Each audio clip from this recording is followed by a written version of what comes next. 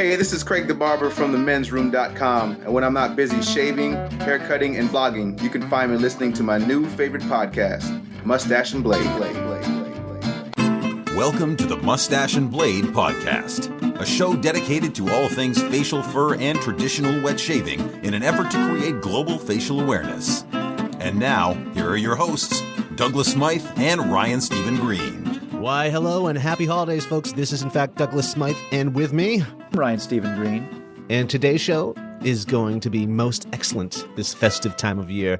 We thought we'd dedicate the entire show to brushes. Sometimes, more than often, are overlooked in the wet shaving world. Now, not to some. Some of you are really into brushes, and you get it. But there are a lot that's the last thing you think about, the last thing you come to. So we're going to be taking a look at that today with our good friend, G.D. Carrington. And some of you may be familiar with his work, and some may not. But I'll let him introduce himself to you. But before that, I'd like to say today's show is brought to you by HowToGrowMustacheStore.com, where you can find Synergy Shaving Soap, an array of brushes, and other products that we offer. So check us out today, HowToGrowMustacheStore.com. Also, if you'd like to get in contact with us and leave a voicemail for us to possibly play on air with a question concerning mustaches or blades, you can reach us at 347-333-1511. And if you're outside of the United States, that's 001 first. So 001-347-333-1511. You can also reach us via email. Some would say via email, but I prefer via email. And you can email me at douglas@mustacheandblade.com or Ryan@mustacheandblade.com. That's me. Also, if you could please visit mustacheandblade.com, which will bring you to a pre-populated tweet. We've already done the work for you folks. We've filled it out. It's just really to spread the word and get the word out that, well, such is the nature of spreading the word, and get the word out that you are listening to your favorite wet shaving podcast. So just hit send and aid us in creating some buzz. Today's episode is really, it's a long one. Our interview with GD probably lasted about 2 hours. So we're going to, I hate to say it, we're going to split this interview up into a two-part series.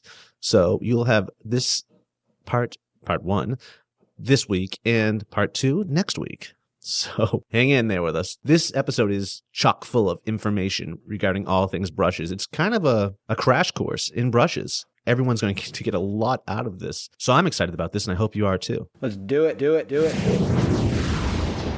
And welcome back to another shower shaver review. Today, I'll be bringing you 2 tips, both related to brushes. I found it fitting and thematic for the show. So, really quick one first. You may have your go-to brush, your daily driver as they say, and you also may have a brush that fell out of your favor because it lacked backbone. Well, today we're going to fix that, and this is going to be really quick and simple. So first, find out the size of your knot, how many millimeters it is, and then head to the hardware store.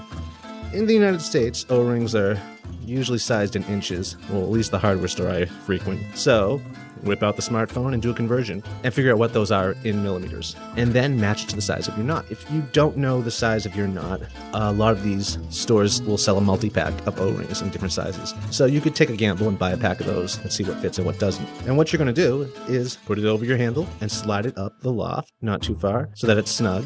And you will see that this adds a tad more backbone to it, and it may put that brush back in circulation for you. So before you sell it, before you trade it, before you toss it away, try this little trick with the O-ring. And for my next tip, well, for those of you who follow me on my blog, HowToGrowMustache.com, you're probably already familiar with how I like to repurpose. I find the hardware store is a great place to think. Being an outside-the-box thinker, and usually it's always related to wet shaving, I've managed to repurpose a lot of things. What we're going to do today is make some quick, easy, simple brush wall mounts. All this requires is broom push clips. Broom clips. Now, imagine, if you will, you're peering into a maintenance closet, and you see all the brooms hanging on the wall, and they're in those push clips. You push the handle in, and there you go, it's mounted. These are the same clips. All we're doing differently is lining them with the soft side of some Velcro stripping.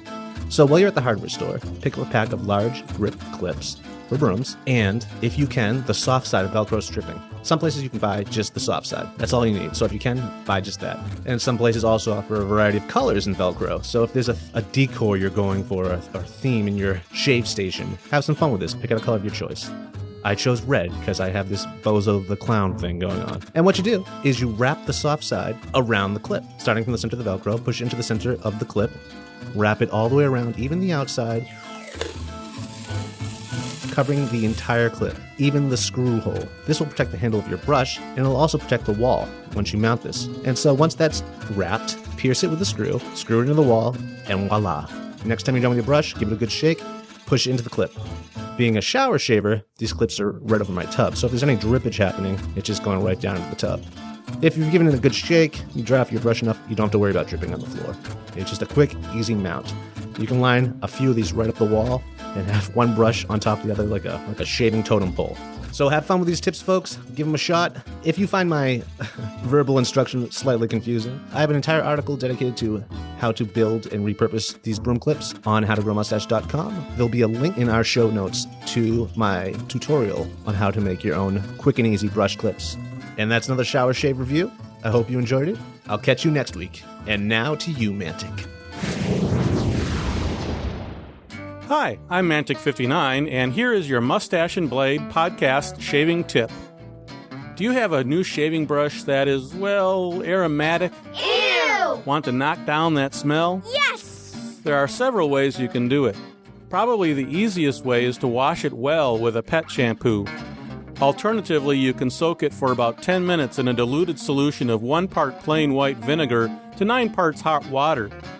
Or if it's really bad, you can try lathering the brush up with a strongly scented shaving soap or cream and leave it overnight. Either way, be sure to rinse the brush really well and let it dry thoroughly in an area that gets some airflow. And if you'd like to know more about how to shave properly, check out my video channel at youtube.com/user/mantic59 and my blog at sharpologist.com. Okay, y'all ready for another round of wet shaving acronyms? I am. And in keeping with the theme of today's show, which is shaving brushes, we'll go with the acronyms that have anything to do with shaving brushes. Namely, that's going to have to do with soap, actually.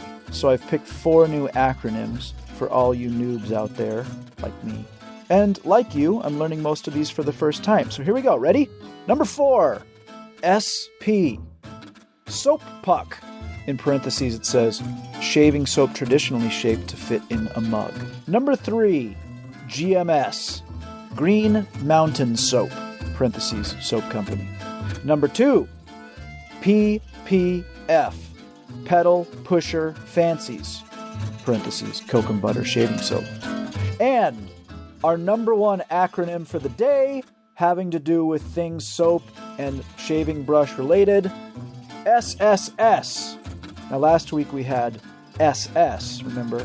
SS standing for Gillette Super Speed, against all logic. SSS stands for Synergy Shaving Soap, Douglas's finest. There you go. Wet shaving acronyms of the day.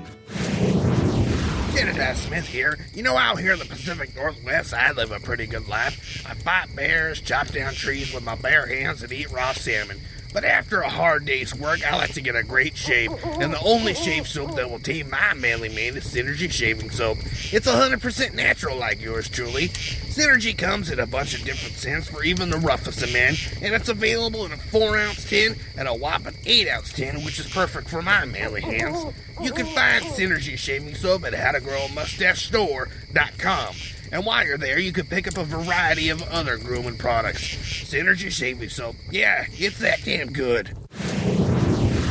On to the show. Well, now we'd like to welcome G.D. Carrington to the show.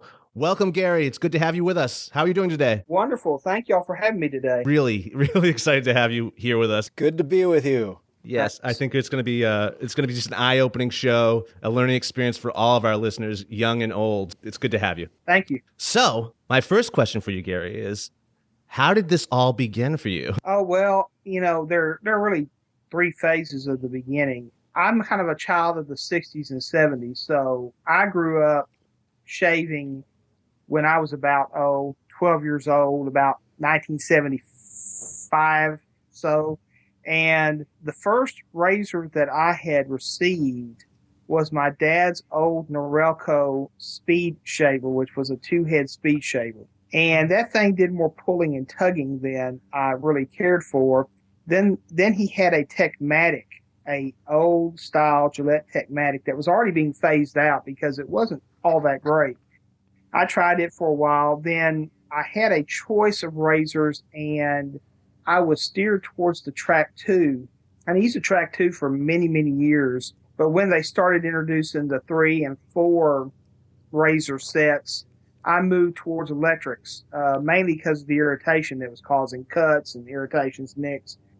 And so for many years I used electrics. And then finally, I was still developing what's called razor rash, which is the burn, the skin burn from electrics. If they either couldn't get close enough, or if they got close enough, I would pick up the burn. So I happened to see a YouTube, opened up YouTube one day, and it said, "Are you tired of having razor burns?" And the individual was Mark Harrow, Mantic. Hello, Mark. And basically, I said, okay. I sat and watched several of his videos, and I said, all right, I'll give this a try. So I went out. This was about 3.5 years ago. Went out and bought a Weishi aluminum razor. Oh, yeah. And got a Burma Shave Boar brush, which I still have that one. And I'm lucky that was the first. It was inexpensive, but it worked. It wasn't like some of the bad Burma Shaves. I actually got a good one, which was a good omen, I guess, or maybe a bad omen. I don't know which one it is. But the problem is, started shaving, went and got a slim, and figured that would be it. The end of the line, I'm okay. Well, I went to a antique store. Now, one of my other hobbies happens to be antique radio collecting and repairing. It's all making sense now. And so a lot of the things that you deal with that are Catlin and Bakelite products. Right. And you look at those wonderful radios, and I love the lunchbox radios and things like that, and many of them have Catlin. Well, I spied a razor in a box that was a Milady Jade Catlin cased razor. Oh, wow. And unfortunately, I was hooked. That's how it starts. Yeah, because what happened was I started collecting and trying new things. And about, I'd say, a year into this, I'd had a Tweezerman brush and had tried some other bores and really didn't have some success. And I'll say why a little later on. But basically, I was working with the Tweezerman and having a favorite blade. And I kept seeing everyone talk about all these different blades and 900,000 blades. And I'm going, okay, I'm tired of seeing this and that.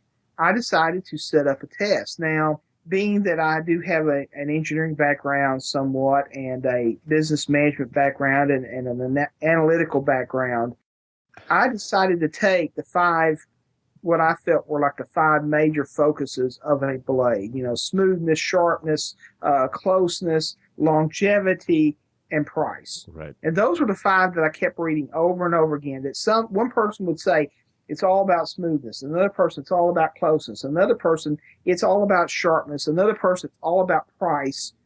And so I said, okay, I'm going to make these and weight them out. And then I'm going to test with the same razor, the same brush, the same techniques of shaving, the exact replication, basically doing the Charles. I wasn't realizing I was doing the Charles Roberts method shaving by accident, but that's what I was doing because it was exactly replicated the same way every time. It wasn't optimized, but it was replicated. Yeah. And I said, look, you don't have time to optimize on this. What you need to do is exactly the same thing every time. Right. And then basically just for the first time, I think I spent about 4 months and then took a break and then took another 4 months and compiled the first set of data. And it was so popular. People were saying, would you test this blade? Would you test that blade? So I went back and tested another, I think it was 20 blades. It ended up being like about 48 blades. Yep. And putting them through the analysis and coming up with the overall, because part of the issue was some people don't care for the longevity portion of it. I feel it's important because that really, what you're trying to do is test out the blade. You're not trying to test out a person's preference or what this is. You're trying to test the blade versus all other blades. Right. What does it do during the life cycle? How does it fall out? And it's still funny. I always hear people talk about the R41, the Muley R41, and I tell them, okay, if you can get a hold of Persona 74, you'll find out that one blade will hang on with a Muley R41, the 2011, and give you more than one or two shaves. And people were saying, wow. I said, yes, there is a difference in blades, but the whole Persona 74 experiment proved to be a disaster for ASR. It was at the wrong time. They made a fantastic blade right when the cartridges came out, and literally drove themselves into the ground, because blades, you technically want to replace them. You want to keep supplying them. It's not to your advantage to make a blade to last forever. Right. I mean, that's not your advantage.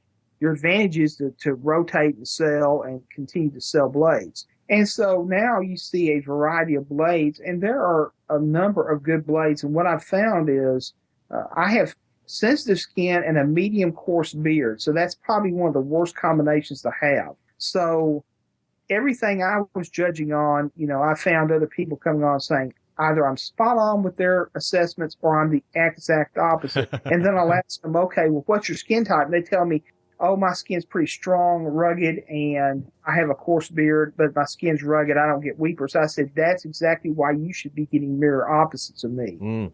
And so what ends up happening is it actually does explain a lot of the activity. Well, after the blade test, I figured I was done. That was it. That was my alleged contribution to wet shaving, and I was just going to go on and do my thing and every day, my day gig and everything else. And I got an invite from James Sansucci, who's in Connecticut. He goes by the name of Codfish on several forums, and he and Mark Harrow were trying to get up a testing regimen for synthetic brushes. Right. Teste Brito was included. Wim Bowman was included from the Netherlands.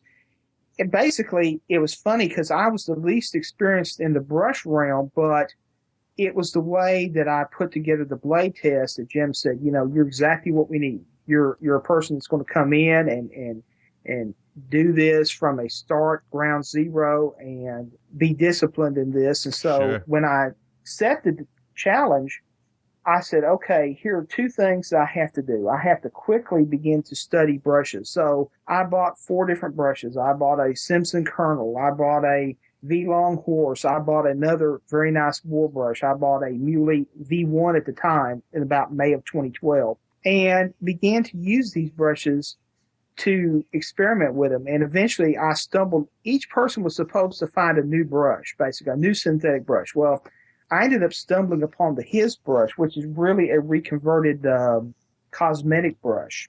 It had been in their stable of brushes, according to them, back to 2008, which is a long time, but it wasn't being used as a shaving brush. It was more being used as a kabuki brush. Right. But they marketed it or started marketing it as a shaving brush, but they were getting zero traction. So when I took the brush, I said, guys, you need to try this brush because it's different than the Muleys. It's different from the other ones. And they agreed. They said, well, the loft's horrible and the handle is too big, but the fibers are so different. They're so far in advance of this. So we were continuing to study mainly to see whether or not the synthetics would be a viable alternative at this point, because synthetics had really been the dog of the brush class. They had been the bottom of the barrel. Nobody wanted to fool with them. Vegans liked them, but they realized they had to sacrifice a lot of performance for their convictions. And to me, I could care less. I'm from the farm, so animals are part of it, and that's just the way it is. And actually, if you're from an agricultural background, you're probably much more in tune with what animals really do than people that are in cities all their lives and develop experiences from Disney or whatever. They really don't know what animals do. They're not accustomed to that. So to me, the animal issue is not the thing, but to me, what the issue was, is there a good alternative to the conventional brush? Because I can see where it's going to go in the future. I can see that there's going to be a reduced supply and an increased demand. We're noting that wet shaving is growing by leaps and bounds. Yeah. I mean, 3 to 4 years ago, it was just a small hobby. small limited base, small user groups, but now it's getting into the mainstream press and it's beginning to get more attention. So now all of a sudden demand is going to be placed on a specific resource. So we went with this saying, okay, are these good enough? After the test, we found out that they were more than sufficient to meet the needs of most users. Now, there are going to be users that want the different feel of a badger and a different feel of a boar and a different feel of a horse. Those are user preferences. What we were facing was, is this good enough to be your daily driver? Right. And we answered the question is yes, finally. And so we began working on that. Now, the second half of the issue was when I started getting into brushes and was performing this test was, being from a manufacturing background and things like that, I realized if I was going to speak on brushes, I needed to be able to tear one down and put it back together, understand why the makers do what they do. Nice. So that's much more intense than 98% of the standard users, because most of them, even if they do a refurbishment, one or two refurbishments, they're not actually studying what the techniques and the tricks of the trade are. And that allowed me to, and I began to fool around with them and refurbish some and build some. And it was just kind of a minor thing. It was more to supplement my knowledge base than to make money. I wasn't really interested in having a second job, basically, just interested in understanding more. And people would ask from time to time, would you do a brush for me? And that was just minor stuff. And then eventually Mark came back and asked me, Gary said, I loved the write-up you did. Would you do something else? He said, I'm always looking for write-ups, and I have more of a journalistic style of writing than prose. I can write in prose, but I just prefer to just the facts, man. The Joe Friday, just the facts. Yes. Because there's not a lot of time for people to read. Every now and then you'll branch off and do something that embellishes or allows some, as one person told me one time, some flute music around the text.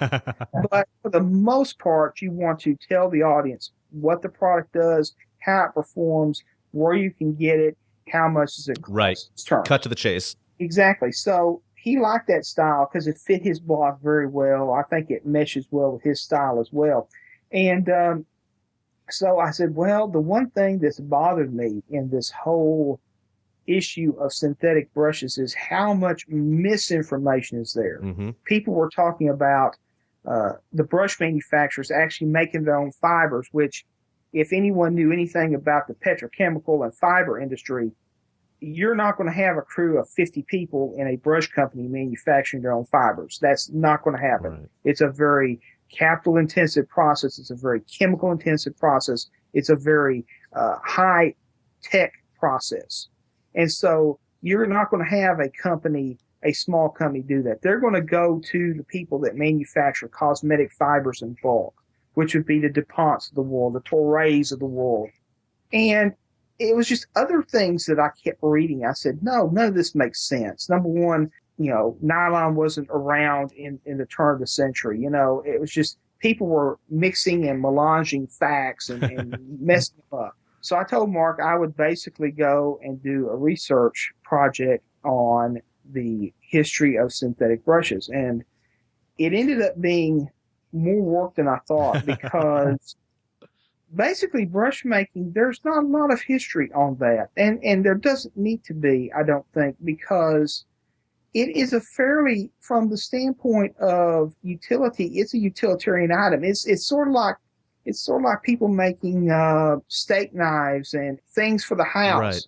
These things were, and even razors. I mean, even Gillette. We kind of laugh about how much we're fortunate Gillette kept in some records, not necessarily accurate records. As to the debacle of the 1930s when they found out that their record keeping was shoddy. But we have enough records from them that we can track what razors are and where they were made. But for the most part, you have thousands of razor companies. You don't know who made what when. I mean, you have a general idea, but you really don't know when these were made because they were utility items. Right. They weren't made like a very famous painting where you say, okay, this was painted by Van Gogh back in the 1880s, and you just go on and begin to dissect his whole career. Right. That's not for these items. These items were meant to be used. They were meant to be used, and there wasn't a lot of sentimental value except to the family members. If you had your grandfather or your father shave with these things, then there was a tremendous sentimental value from the standpoint of your family, but not really a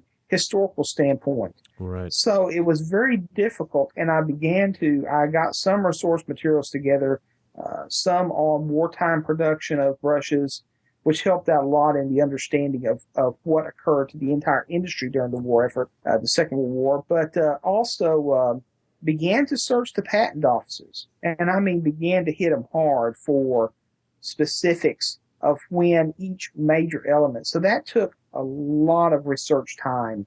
And when I was finished, I was able to start off from the beginning developments of nylon from Carruthers and DuPont all the way to the current generation with the major thematics of the story. There's more material than I put in the Sharpologist articles because simply the mind grows tired of trying to ferret through all that stuff. It would be a very boring read if you put in 20 times the amount of data. You just wanted to limit it to here are the real essence, the high points. And then moving from the beginning of the development of nylon in the DuPont laboratories all the way to the current cosmetic brushes, because really synthetic brushes, as I said, originally came from DuPont. They were first used in toothbrushes. Then they moved to shaving brushes temporarily because canned goo came out and took over the market. They moved to paint brushes, then moved back to cosmetic brushes, and then eventually the cosmetic brush industry is so large and is so detailed in how they make brushes, because if the men's wet shaving community thinks, oh, we've got this amount of money and this amount, number one, ladies' cosmetic industry is hundreds of times bigger. Sure. Volume, bigger in terms of dollars.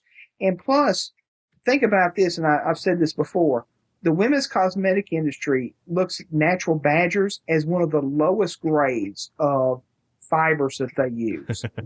They look at Kolinsky sable, mink, ferret, squirrel hair, hairs that cost more to procure and are more valuable. So, you'll say, well, I have $1,000 badger brush. Well, then they hold up a little small brush like this. It's a little small, maybe 1/10 the size, or maybe 1/5 or even 1/20th the size, and say, well, I paid $1,000 for this. And you're going, okay. And the other issue was that the cosmetic industry had so much demand all over the world that natural hairs couldn't keep up. It was that simple. They could not manufacture enough natural hairs for the burgeoning markets in Asia, the burgeoning markets in South America, in Africa. They could not support with natural products. They had to go find a different solution. So they began to work with the manufacturers of fibers to develop fibers that would be very similar, not exact, but very similar enough to get the job done and to be luxurious doing so. And so that whole synthetic brush industry, from the standpoint of the cosmetic industry, lended itself in the late 2000s to the shaving industry. So it came kind of full circle. The shaving brush was really the first. When they envisioned nylon being used, they envisioned it first to be used in toothbrushes and shaving brushes because they couldn't get enough boar hair. Right. Well, now it's come back to all the way full circle. It's because, in my opinion, there's going to be more people getting into wet shaving. There's going to be more people getting into this. There's going to be a greater demand, and there's going to be a demand for a product that is not as fussy.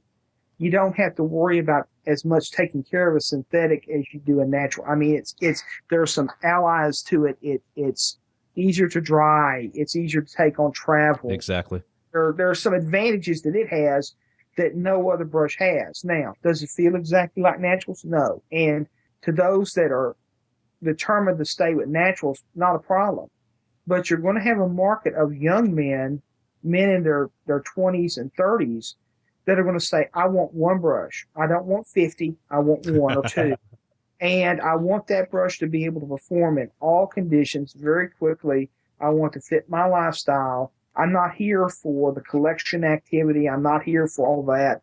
the snob action. I don't want that. I'm not into the elevation of that. I just want a good shave. And so the synthetics are more than likely going to become the bulk of the manufacturing. In fact, I could see in 5 to 10 years, synthetics far outstripping naturals just simply because they hold up longer, the fibers last longer, and you can buy one brush and basically use it every day for 20 years and still have the same constitution of brush versus what happens with a natural is there is degradation, especially daily use. There is degradation of any natural protein product. So that was kind of how I got into it. And then the forums, of course, I answer a lot of questions. Just recently did the Simpson synthetic, which is an absolutely wonderful, wonderful brush prototype. I hope that they can get it to market with the same qualities that I felt when I utilized that. And before we switch subjects, let me talk a little bit about testing a product. When I go and test a product, I'm going in to test that product wanting it to succeed. I don't want it to fail. Now, that doesn't mean I'm going to bend backwards over it, but my mental attitude is I'm looking forward to this product succeeding. And if it fails, it's because it fails, not because I have an axe to grind, a predisposition, or anything else. That product has to fail on its own. Or if it's mediocre, it's mediocre on its own. And if it's great on its own. But I think the reviewer owes it to the audience not to have a built-in bias. Right. And so many times when I read reviews, somebody's coming in wanting to bash a product. Rarely, there's only been 2 occasions where I saw something and said, "What is this?" And then when I used it, still walked away with, "What is this?" Sometimes I say, "What is this?" And then I use it and I'm going, "Oh, I'm pleased. Oh, this was something that took me that I never figured it would happen." Right. And I'm actually pleased with it. And there's only been 2 products I said, "What is this?" because of the looks or because of something. It's like, something's not right with this. And it remained that way. So I always try to come into a product review with the essence of, okay, let's let the product stand on its own. If it succeeds, it succeeds. If it's mediocre and if it fails, so be it. That's the best way to do it. Most methodical and almost scientific, approaching it objectively with an open mind and wanting it to succeed. What I want to know is, do you approach everything in life with this sort of intentionality, rigor? Not always necessarily, but it works better for me. It works better for me. There are times that things come as they are and you take them as they are. Usually things are outside of your scope and control. If you can control them, you don't have to be obsessive or compulsive about it, but you should do due diligence and should try to allow things to be orderly as much as you can. Now, if you look at my house, it's in disorder because of other things that have been going on, and constant demands on time. Because eventually what happens is you run out of time. Yeah. So you're going to choose certain things to be very much in order. Certain things don't fit into that order. So it's really more of a function of time and what I'm able to do as necessarily to what I would like to have. I think that's the reality is what we'd like to have isn't always what is existing. Now, I have a question, Gary, and I know there's a lot of new people, a lot of newbies listening to the show right now, and they're just experiencing the world of brushes for the first time, and they may know a little, they may not know anything at all. And they're reading in the forums about loft and knot sizes and handles and handmade versus machine. Can you give us a little breakdown for the newbies out there looking for a brush and they're seeing all these different knot sizes? Can you explain knot sizes and loft for them? Yeah, I think I probably should take you one further step back yes. from knot size loft, because there is a question that you need to ask. There are 3 questions that I always ask a person, especially when they're starting to get involved in it. If they want to, for example, have me do a brush for them. Mm-hmm. The first is, what do you want in terms of the performance of a brush? There's 3 possible answers. And these are the primary attributes. You can use any type of brush for any type of application, but brushes can be optimized to get better performance. Do you want to perform better as a face lather, a bowl lather, or do you want to compromise between the 2? Okay. That's the first thing, because Some people love the face lather, some people love the bowl lather, and some people, it just, like me, it just depends on what day it is. Exactly. So what do you want in that brush? So the question doesn't come back to the product, it comes back to the person. Then the next question is, what feeling do you want when the brush rubs against your skin? Mm-hmm. Do you want one that's ultra soft and gentle at the tip? Do you want one that's moderate softness with lots of backbone? Do you want something that forces the follicles up, more like a pure badger? Or are you looking for something that lifts the follicles up? That's the second thing. What do you want to feel? And then third is, how large do you want the brush to be on your face? Do you want a small brush, a moderate, medium, extra large, gigantic? And those questions then come back to, once the person says, okay, I like a small brush. I don't like a big brush. I want it to have medium, moderate size. I want to be able to use both of them. Then you can cue them down to say, okay, if you want a all-around performer, you're going to look in the 53 to 54 millimeter range, and lofts and knot sizes. Knot sizes 20 millimeter and below are considered to be small. And this is the diameter of the knot inside of the handle itself, right, not the boom, the diameter of the knot. The loft is how long the fibers are, whether they're natural or not. And it depends upon how the brush is constructed. It's a fan, or is it a bulb, is it a hybrid, as to how much bloom and how much spread that brush gives, or the material. Boar won't bloom like a badger. Synthetic doesn't bloom at all. Horse tends to bloom a little. So those materials are different. So if you have a 20 millimeter in a synthetic versus a 20 millimeter in silver tip badger, the 20 millimeter in silver tip badger, if the loft is long, it's going to explode. Right. I mean, it's going to be a much bigger brush looks wise than the 20 millimeter, and operations wise. So first you ask the question, and then you start to look at the knot sizes. So in general, in naturals, 20 and lower is small. Then 20 to 22 is tend to be a kind of a moderate, and then 22 to 24, 25 tends to be a medium, and then beyond that it becomes large. So you look at that and you go, okay, 25, and I want a silver tip badger. Well, guess what? You're going to probably have a very big bloom in your brush, and it's going to be a big brush to you. Now, the thing about it is the loft makes a difference in terms of how much whip is in that brush. So, for example, a shorter lofted brush is going to have much less whip, and the backbone is going to be stronger because you're not flexing that fiber as much. You're not flexing that hair as much. So it's going to be stiffer. You're going to feel a lot more stiffness against that, more backbone. And that works well in face lathering because you're not slinging soap around. Right. Most of the time someone will go and get a long lofted brush, want to face lather with it, and they can't figure out, why is this slinging so much soap around? Why is it so messy? Well, it's messy because you've got a longer brush that's going to flip out, soap more. Mm-hmm. That's why people prefer shorter brushes to do face lathering, for the backbone and for the fact that it doesn't make a mess. Now, for those that want a luxurious shave, they want to sit there in the bowl, and I do too from time to time, and both ways, but the longer loft provides that gentle flex. It provides more of a splay. It provides more of a softness at the tip because the tips are moving around much more, and there's not as much of a push. The tips are not being pushed into the skin. They're actually just painting the skin. Right, so it's a different feel. When you're really looking at the knots and the lofts, you have to ask yourself, number one, what's the brush type? If it's synthetic, know that it's going to run a little bit smaller feel than a conventional because they don't bloom. The fibers will not absorb water, they will not absorb product, and they will not bloom. So if you say, let's say for your first brush you got a 20 millimeter badger and it was a best badger, and you say, I would really like to have a synthetic, you better step up to a 22.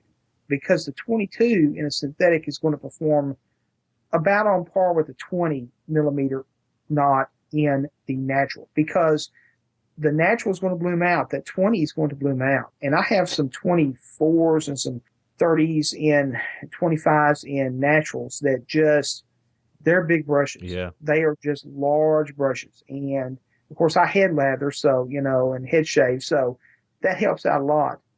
But if you had a 24 or 25 or 26 even in a synthetic, it's going to shave more like a 22 to a 25. And you're going, wow, it's because of the fact that those don't explode and bloom. And bores even bloom.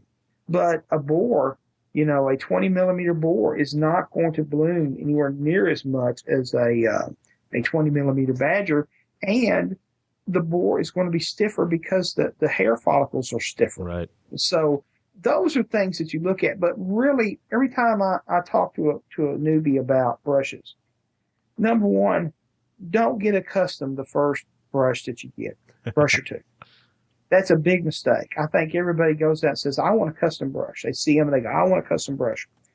The problem is you don't know what you prefer in a brush. And a custom brush is something that you're going to invest more money in than an off-the-shelf brush. You're going to invest more money. You're going to invest time. And what happens is if you don't know what you like, more than likely the brush that you have a custom maker make will not be the brush that you really wanted. And you're going to be disappointed. What I always tell people is go get a medium, average of the line brush. For example, the Simpson Kernel, I know it's a little bit higher priced than some of the other average line brushes, but the 22 millimeter Simpson Kernel is a very good benchmark brush. I have one of them, and that was one that I used for a benchmark because basically that brush is small enough that it's maneuverable, large enough that it covers ground. It's best badger, so it's not too scritchy, but it's not too soft, has some backbone, and the handle is easy to handle. So that's one of them, or the case, or if you want to get a synthetic, Muley makes some fantastic ones in the 31 series. It's about 21 millimeter. I mean, look at a standard brush, Omega bores. Omega bores are probably some of the best buy for the money. Samo, the 1305 is always a very, very popular brush. So I would say look for a general purpose brush, one that's not going to break the bank. Get used to it. I mean, heck, you can get a Tweezerman. I mean, if you want to just start from bare bones, I got a Tweezerman and used it for 8 months. Yep. And I didn't have a problem with it. And I still wouldn't have a problem with it using it today as far as using it. Now, the difference is once you step up, you then begin to know the differences. So what I would tell people as newbies is get a good foundational brush, even if it's inexpensive.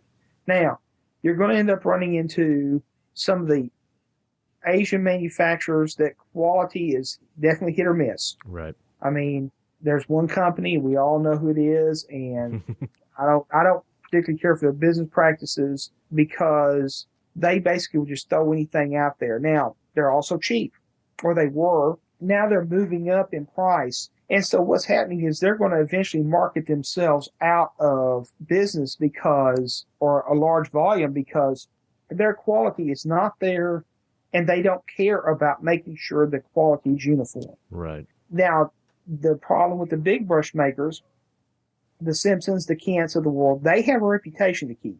So if they continue to mess up on brushes, that hurts their bottom line severely. Right. Now, if you've got a low-cost producer that messes up on brushes, it's not going to mess up their bottom line because they're selling in bulk. And you take that risk. I mean, for example, someone will go out and buy, let's say, a Lejeune brush or Frank shaving brush, and they use it, and it's okay for them. They learn how to use on that brush. But if you say, okay, I want you to pay $250 for a Frank shaving brush, everybody's going to gag. I mean, they're just going to go, you got to be kidding me, right? Because there's so much higher quality, more disciplined knot makers and brush makers out there. Not saying that Frank shaving is awful. I'm just saying that in the past, throughout the forums, some of the Asian markets, they've been low price. They've yielded sometimes much more quality than the price belies, but sometimes less. And that's the odds you take. And the thing about the ones that are protecting their reputation is if something goes wrong with theirs, then there's another problem. So you have to determine, okay, what market do I want to play in? Do I want to play in the very low cost very disparaging quality control, or do I want to play in a medium cost where the quality control may be medium, or high cost where if the quality is not there, you're not going to go back. If you're burned on a very high dollar brush and the quality is not there, you're not going to go back and you're going to tell 10 people that it's bad. Right. And that's what the higher brush companies, the longer, more established ones, have to contend with. And two, the other thing that newbies don't seem to understand, and they see all these brushes out there, they see restored brushes, they see new brushes, they see all sorts of brushes and custom brushes. They don't understand that 50 to 70 years ago, when their grandfathers and great-grandfathers were shaving, they bought a very inexpensive ever-ready brush or very inexpensive rubber set brush that basically was to the point of, hey, you would be spending $10 or $15 on this brush, and they weren't looking for all this loft and feel and softness. They just wanted something that could scrub on the mug, get some lather on their face, do 2 or 3 passes with this razor, and get out the door for their daily shave. We have a very different mindset today. The quality demands have been increased. Yes. The variety and choices are probably as great, maybe even greater as far as quality of brushes than back in the day. Because back in the day, they were making ever-ready brushes and all these other brushes. They were just cheap, consumable items. You had a lot of men that needed brushes. They would get a board brush from an inexpensive Badger brush, and that was their brush, and they didn't care. And there wasn't any of this discussion of how you shave or the lather or any of that. None of it. I mean, you learn to shave on your own. That's the way I did. I learned to shave on my own. And I learned to reshave via the forums, via the YouTubes. I learned all the tricks that Gillette originally tested and put in his books back in the early 1900s. Those were lost. The transmission of that data was lost from generation to generation, and including brush, how to apply lather. It was lost because technology's changed and things changed to where there was a total disconnect. Well, now with all this research, you're now bringing back all this old technology with data. So now you have the Gillette slide and this type of brush and this type of lather and this type of soap and just a myriad of products. So it can be very difficult for the newbie.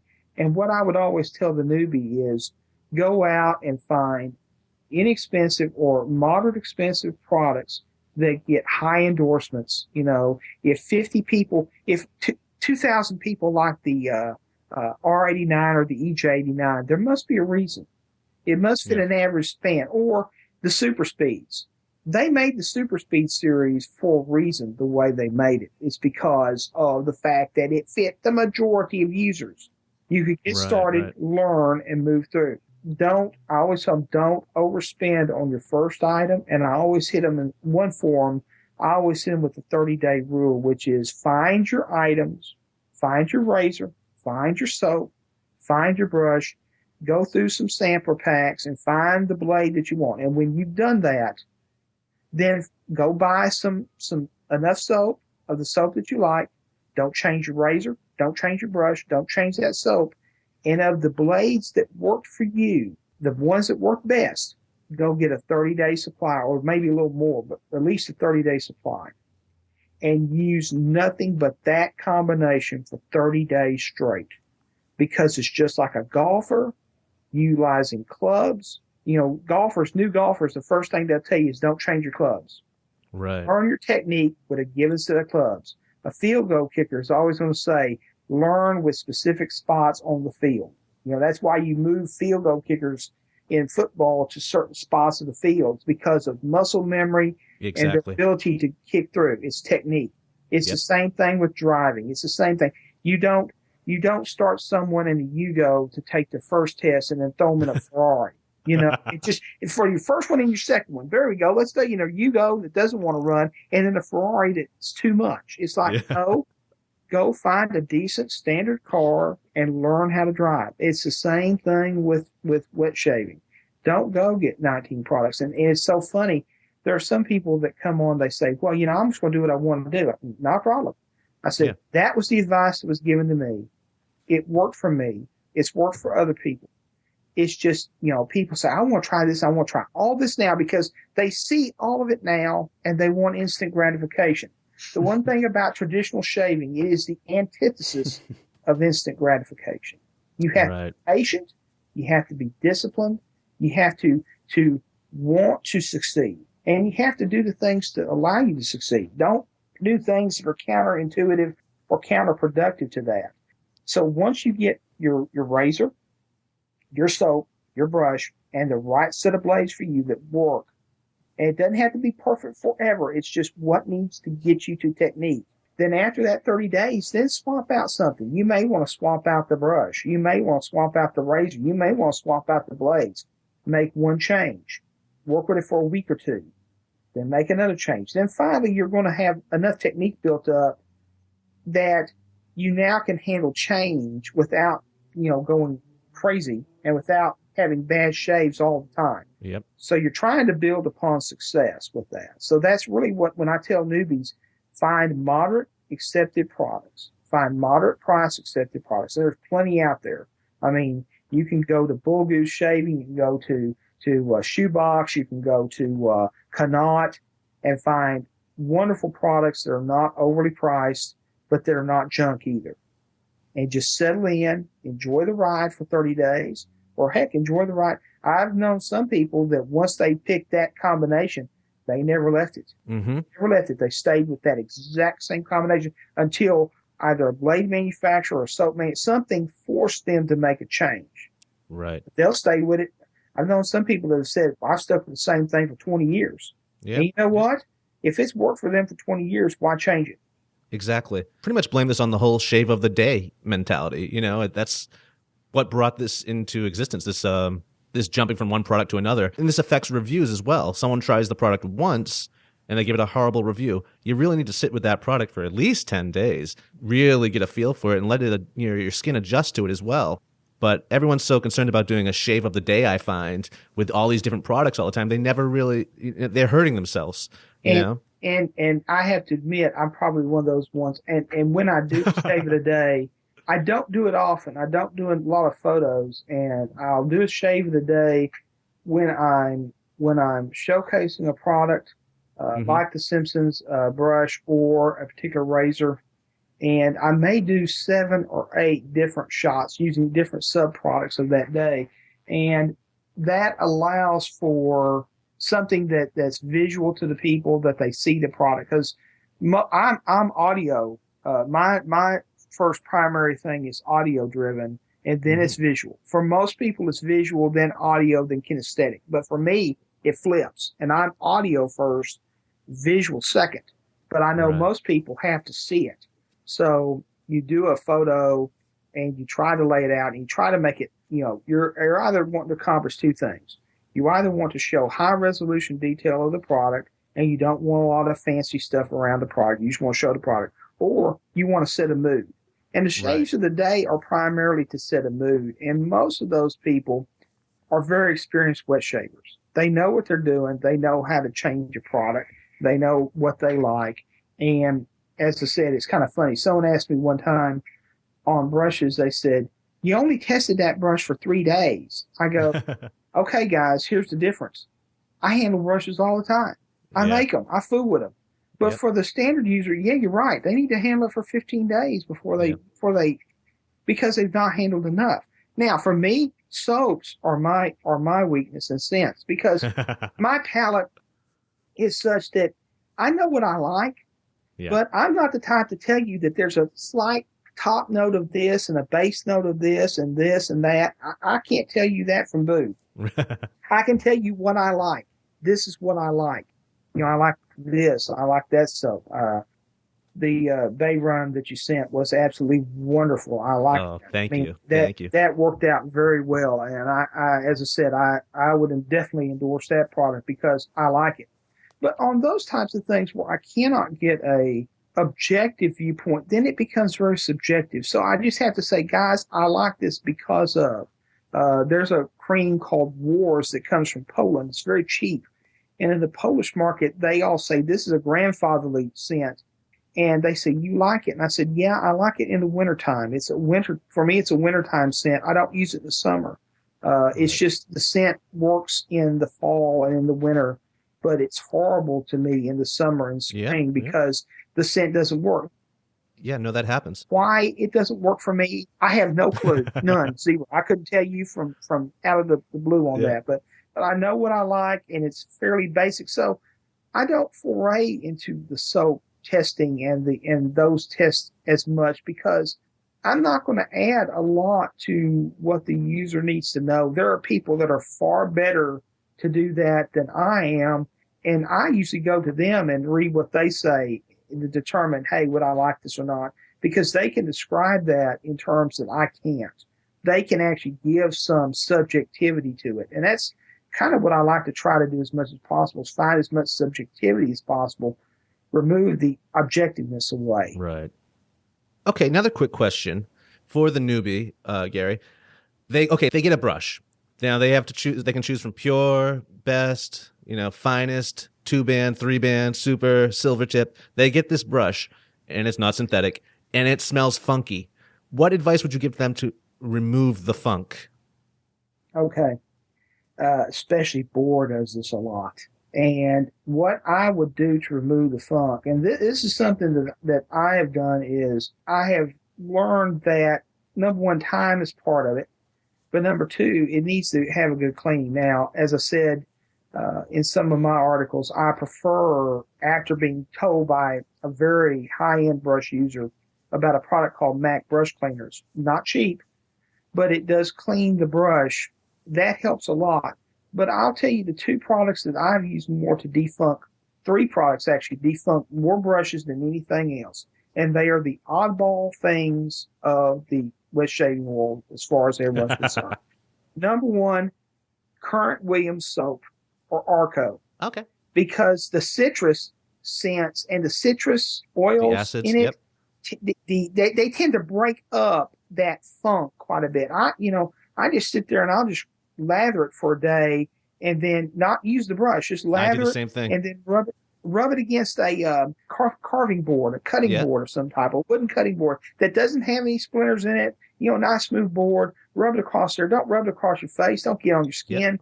Do it that way and then clean it off and then let it dry for a day. And I've also found that putting it in a little bit of vinegar, mild vinegar, with just a little bit, maybe a third of vinegar, half of or more of water, and a little bit of bay rum.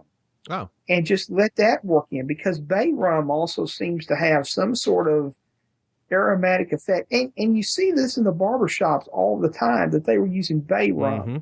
And there is a reason. And I'm not smart enough to know the reason for that. I just know that seems to help mask or mitigate the funk long enough that it helps it to blend in.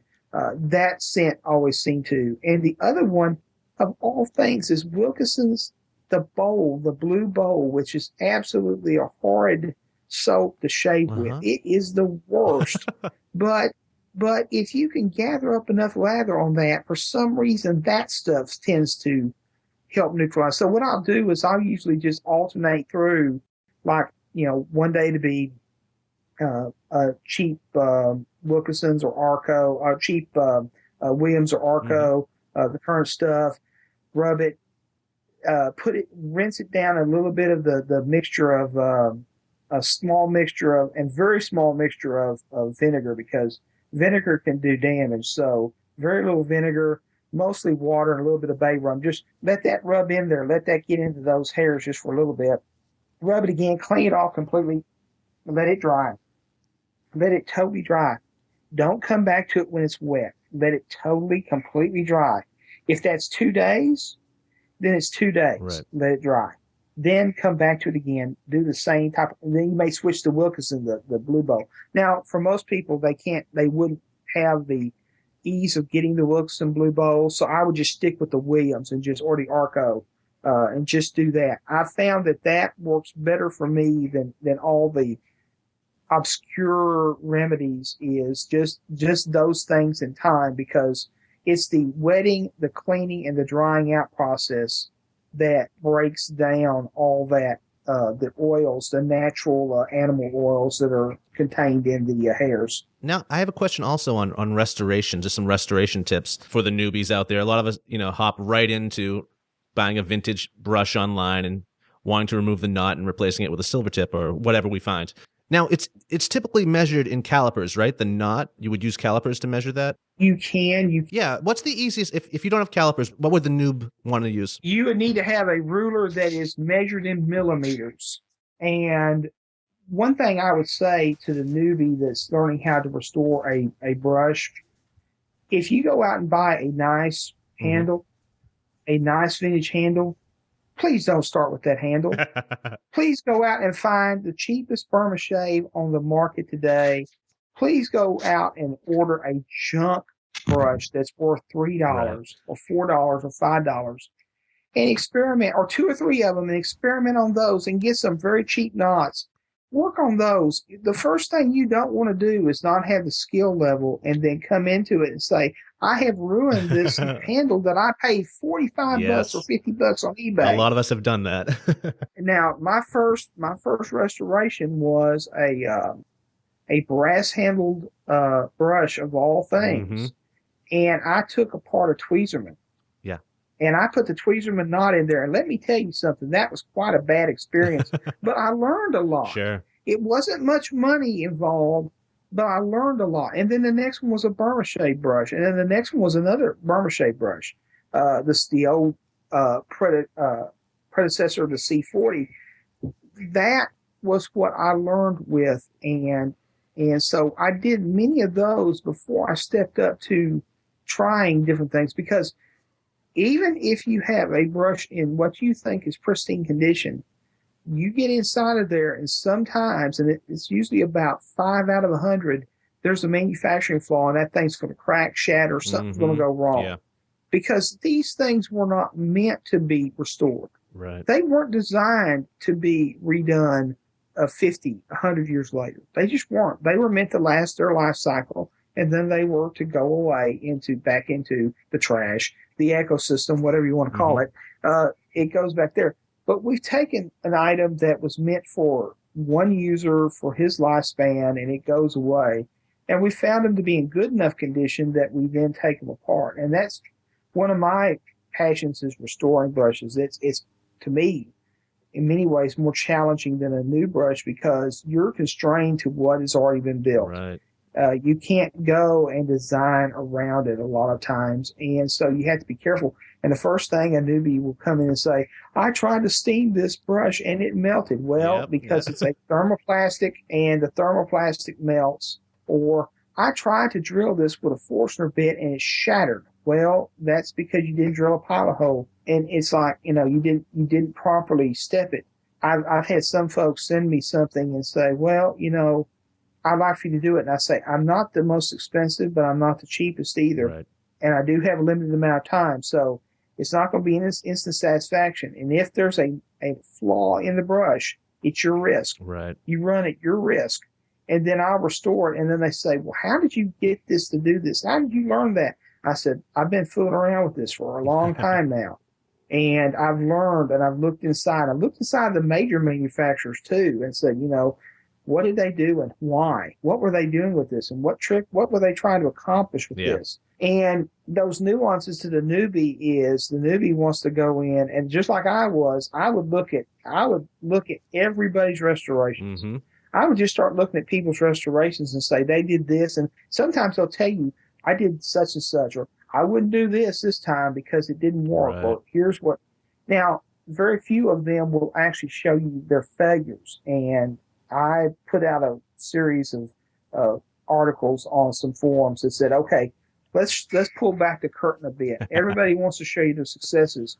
Nobody will show you their failures. Right. And then when you show the failures, then some of the newbies go, oh, I never thought of that. And I said, even when you're experienced, there are things inside these old brushes. There's materials that you don't know about.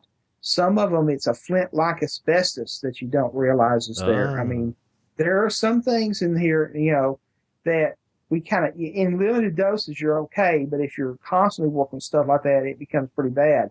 There are items such as the glues. I remember some Fuller brushes I restored, and the glues would remelt when you were drilling in them. So the more you drilled, the more the glue just kept melting, and you just pull glue off of this drill bit, this Forstner bit like crazy, going, oh, I hate this stuff.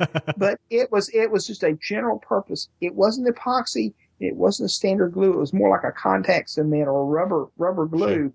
And it would just remelt, and it would just want to reseat. And so you had to spend a lot of careful time cleaning off the Forstner bit, cleaning off the equipment, Dremel bits and other things to get it back. So to the newbie, the best piece of advice I always give you: find some cheap brushes, find some cheap knots, learn how to do it. Make a few experiments. I mean, okay, you're going to spend $50 on experimenting with different knots and different brushes.